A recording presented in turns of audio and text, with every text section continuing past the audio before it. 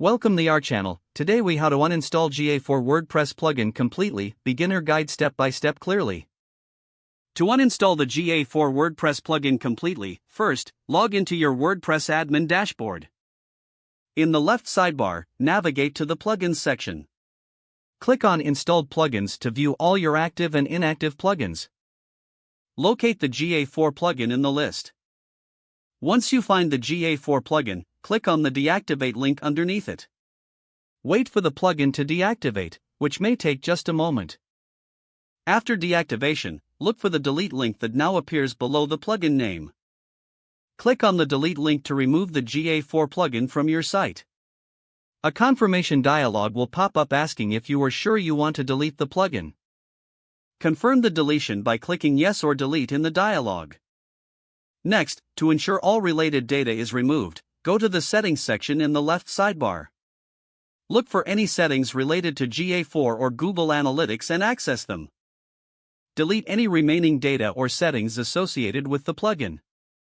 If your theme or website has custom scripts, check for any remnants of GA4 code in the header or footer sections.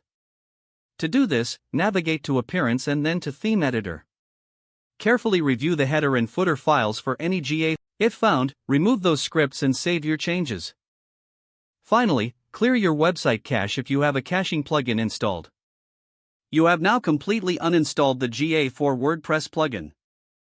If the page does not load, refresh the browser or try again in a private or incognito window.